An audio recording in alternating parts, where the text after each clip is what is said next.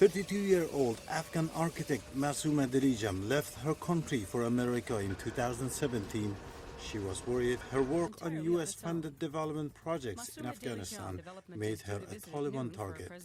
One of those projects involved helping restore the Dar al-Aman Palace in Kabul that suffered major damage in Afghanistan's civil war of the 1990s.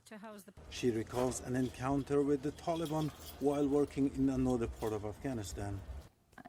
I was in Kandahar with a team of Afghan colleagues driving for a site visit to a US-funded project. Our driver realized that a car was following us.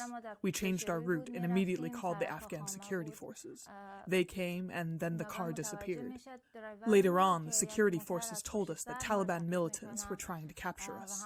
Luckily, the Taliban couldn't do anything. I think if they had captured us, I would not be alive now. Dalijam decided to start a new life with her husband and young son in the United States and gained entry through a special immigrant visa or SIV program. She now works for a construction company in Washington. Given the insecurity in Afghanistan, the SIV program was an opportunity for those who worked on the U.S. projects to live in greater peace and security. I am certainly pleased with it. The Taliban released statements in early June saying Afghans who worked with U.S. forces will be safe as long as they show remorse and do not seek exile.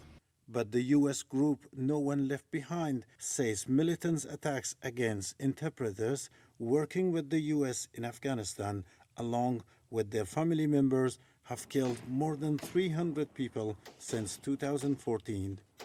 Dalijam worries her parents, brothers and sisters in Kabul are at risk as US-led forces leave Afghanistan. For most of the Afghans who live here, our bodies are here, but our souls are with our families back home. When they are not safe, when there is war and insecurity every day, all I care about is their survival. This IV program benefits both the US and Afghanistan, according to Afghan sociology professor Hassan Rezai.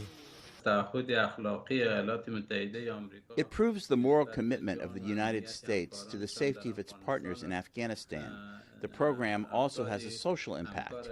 The immigration to the United States of tens of thousands of Afghans who help the U.S. military will create a vast social network that can communicate with Afghanistan and share life experiences with people there. The U.S. government says 70,000 Afghans have immigrated to the United States since 2008 under the SIV program.